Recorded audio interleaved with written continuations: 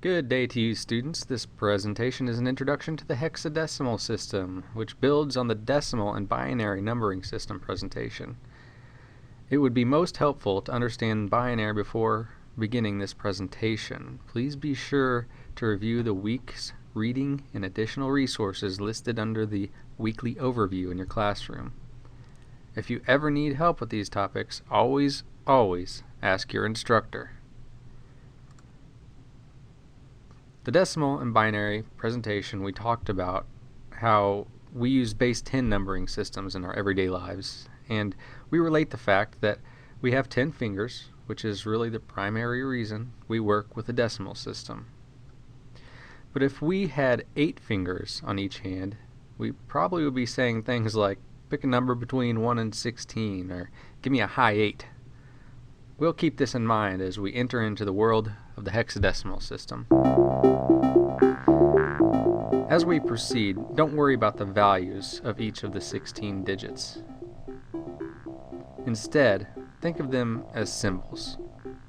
We will use numbers to represent some of these 16 symbols, but we will only use single-digit numbers to keep things simple. Let's take a closer look.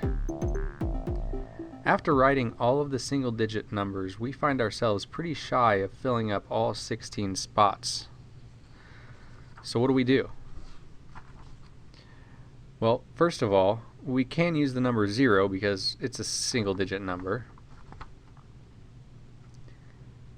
And we'll fill in the rest with letters starting at the beginning of the alphabet.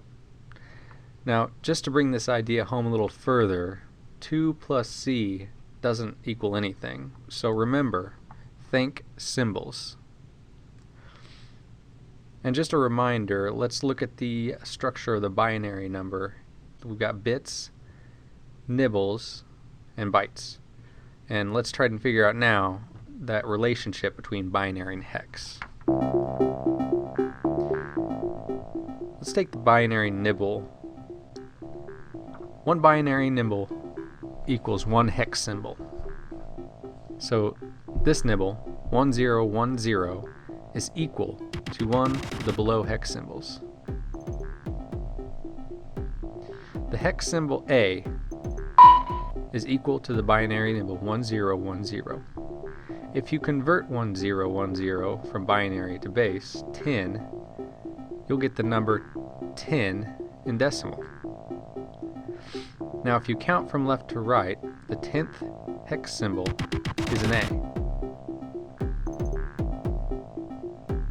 Let's use another example with the binary number 0100. Do you have a quick guess?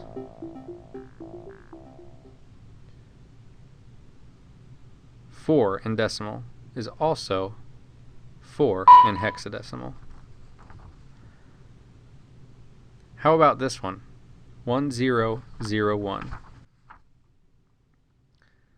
That's 9 in decimal form,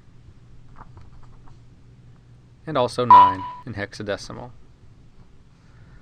Last example, 1111.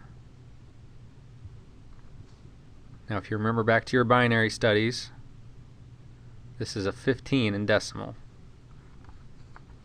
And looking straight up from the number 15 is equal to the letter symbol F. Here's a chart to better show what equals what. There are exactly 16 different combinations of a 4-bit binary nibble. And it is for that reason that the hexadecimal system has 16 different symbols, one for each nibble combination. So let's give this system some context and try to answer why it's even used. Efficiency is really the main reason. While a computer only understands simple things like ones and zeros, one day a computer programmer decided to write a code that allowed for a single key to input 4 bits at once. This allows for quicker programming and less information stored in memory, and the hexadecimal system was born. Today, the hexadecimal system is used for many things, from color coding and digital graphic design work, variable circuit components, and of course for digital computer programming and memory storage. I recommend now that you go out and do your own research for some further knowledge on the hexadecimal system.